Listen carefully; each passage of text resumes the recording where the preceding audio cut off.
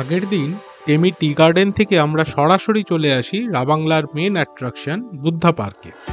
Buddha park কালকেই ঘোরা হয়ে যাওয়ার ফলে আজ সকাল থেকে আলোচনা চলল আজ আমরা কোথায় যাব। কিছুক্ষণ আলোচনার পর হোমস্টেকে টাটা করে আমরা রওনা দিলাম গাড়ি নিয়ে। আরে চললে কোথায়? দাঁড়াও দাঁড়াও দাঁড়াও, সকালবেলাটা তো দেখাই হলো না।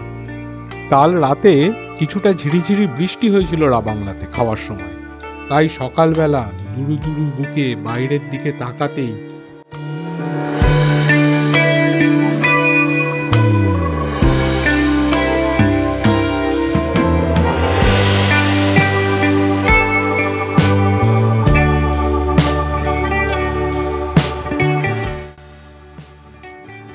মহিমায় কাঞ্চনজঙ্ঘা আমাদের সামনে দাঁড়িয়ে, সিকিম আসা আমাদের সার্থক। সকালবেলাটা আমাদের কাঞ্চনজঙ্ঘার দিকে তাকিয়েই কেটে গেল। কাঞ্চনজঙ্ঘা দেখতে পাওয়া আর না পাওয়ায় যে কতটা তফাৎ সে কাঞ্চনজঙ্ঘা দেখতে পাওয়ার পরই বোঝা যায়।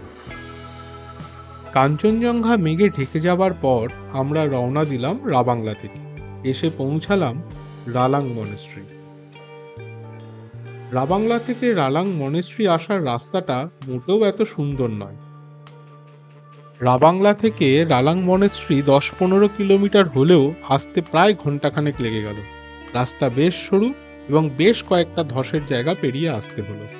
এইখানে তো এতই চড়াই আর ভাঙা যে সবাইকে নামিয়ে গাড়ি ওঠাতে হলো, নাহলে পেছনের চাকা পুরো স্পিন করে যাচ্ছিল। এবারে নিশ্চয়ই বুঝতে পারছেন রাস্তার কি অবস্থা। হেঁটে উঠতে সবাই বেশ কিছুটা হাঁপিয়েই গেল। মোটামুটি ছোটখাটো হাইকিংই বলা চলে।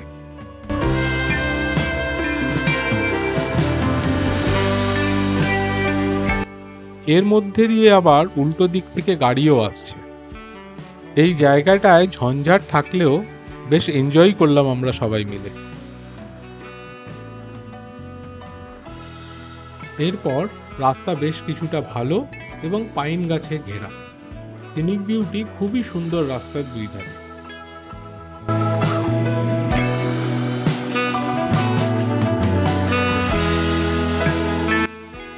রালাং মনেস্ট্রি আসার পরে আমরা জানতে পারলাম আজকে টুরিস্টদের জন্য রালাং মনেস্ট্রির ভেতরে এন্ট্রি রেস্ট্রিক্টেড।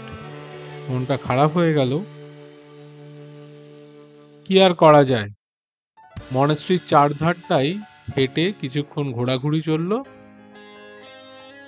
এরপর শুরু হলো আমাদের ফটো সেশন। ফটো সেশন করতে করতেই বেশ কিছুটা সময় আমরা এখানে কাটিয়ে ফেললাম। এবার ফেরার পালা। মনেস্ট্রি বন্ধ থাকায় আমরা খুব তাড়াতাড়ি ফিরে চলে এলাম রাবাংলাতে। এবার কি করা যায়? এমন সময় রাস্তার ধারে চোখে পড়ল মাইলস্টোন লেকশিপ, 25 কিলোমিটার ডিস্টেন্স। ব্যাস সোজা চলে এলাম লেকশিপে। নিজেদের গাড়ি থাকায় এটা একটা দারুণ সুবিধে, যেখানে খুশি ঘোরো। লেকশিপে রঙ্গিত নদীর ধারে একটি খুব সুন্দর শিব মন্দির রয়েছে। লেকশিপ থেকে বাঁ দিকে চলে গেলে আমরা চলে যাই পেলিংয়ে, আর ডান দিকে ঘুরলে হচ্ছে রাবাংলা। তাই পেলিং যাওয়ার পথেও চাইলে এই মন্দিরটি আপনারা দর্শন করে যেতেই পারেন। খুব সুন্দর নদীর ধারে অবস্থিত এই শিব মন্দির।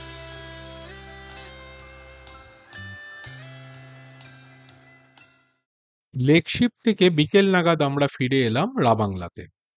এবারে কি করা যায়? হোমস্টেতে লাঞ্চ করে আমরা বেরিয়ে পড়লাম রাবাংলার গ্রাম ঘুরতে। আমাদের হোমস্টেটি রাবাংলার যে রাস্তার ধারে, সেখান থেকে সোজা নিচে নেমে এলে একটি সুন্দর পাহাড়ি ঝোড়া আছে। সেখানে নাকি একটা দারুণ সুন্দর ব্রিজ আছে। সেই শাখো টোপকে আবার উঠে সেই রাস্তাটা অন্য পাহাড়ে গিয়ে মিট করে। দল বেঁধে আমরা হাঁটতে থাকলাম এই পাহাড়ি গ্রামের রাস্তায়। এক নতুন অভিজ্ঞতা আমাদের জন্য। বাচ্চারা তো দারুণ এক্সাইটেড। নামতে নামতে আমরা একসময় এসে পৌঁছে গেলাম সেই নদীর ওপরে অবস্থিত পুরনো সাঁকোটির ওপর। এ যেন একদম ছবির পাতা থেকে উঠে এসেছে। সাঁকো পেরিয়ে এবারে চড়াই এসো। এতক্ষণ তো সবাই মহা আনন্দে নেমেছে, এইবারে ওঠার পালা। যখন থেকে আমরা গ্রামের রাস্তা ধরেছি, ইনি কিন্তু সেই থেকে আমাদের সাথে একদম পথ দেখিয়ে আমাদের নিয়ে চলেছে সবার আগে আগে। মাঝে মধ্যে আবার পেছনেও চলে আসছে, আবার এগিয়ে যাচ্ছে।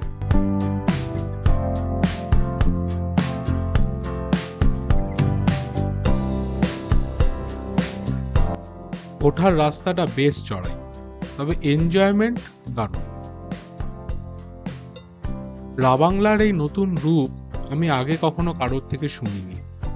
রাবাংলার ভেতরে যে এরকম একটি দারুণ গ্রাম আছে এবং সেখানে এত সুন্দরভাবে ঘোরা যায়, এও আমাদের জন্য এক দারুণ অভিজ্ঞতা।